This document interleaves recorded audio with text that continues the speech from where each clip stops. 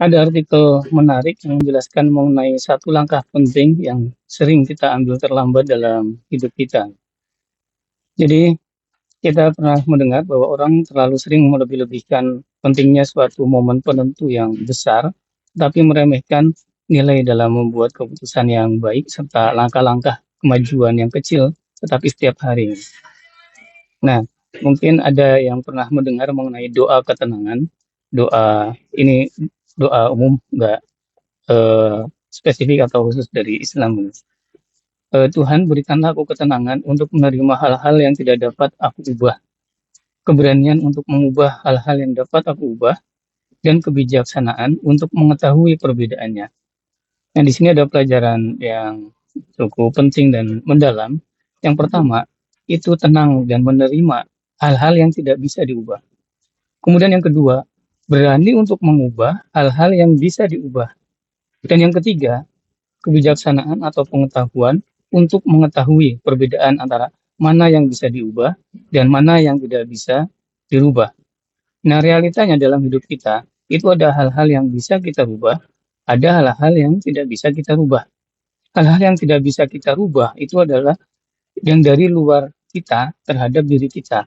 Misalkan, apa yang dilakukan orang lain terhadap kita, apakah besok akan hujan, apa yang terjadi di sekitar kita, apa yang terjadi di depan kita, apakah usaha kita akan dihargai oleh orang lain atau tidak. Nah, semua ini itu dari luar diri kita. Walaupun memang juga ada hubungan dari apa yang kita lakukan. Tetapi secara default, umumnya, aslinya, itu nanti akan tergantung dari orang lain terhadap kita. Karena bisa jadi kita sudah berusaha baik, tetapi orang lain tidak menerimanya baik. Bisa jadi kita sudah eh, berusaha memberikan yang terbaik, yang bagus, tapi orang menangkapnya dengan yang berbeda. Artinya, sesuatu di luar diri kita itu sesuatu yang tidak bisa kita rubah. Tapi dari dalam diri kita, itu ada hal yang bisa kita rubah.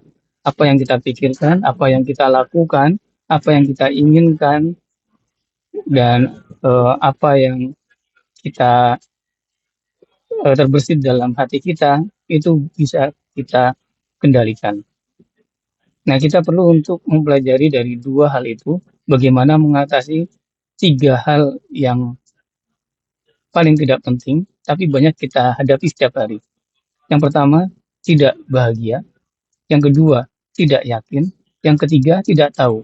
Yang pertama, tidak bahagia terhadap apa yang terjadi pada diri kita atau yang terjadi di sekitar kita. Yang kedua, kita tidak yakin bagaimana kita merubah kondisi itu. Dan yang ketiga, kita tidak tahu selanjutnya kita harus berbuat apa gitu supaya itu berubah sesuai dengan yang kita inginkan. Ini sudah sampai tes environment, sampai di sini dulu. Lanjut lagi ke video selanjutnya.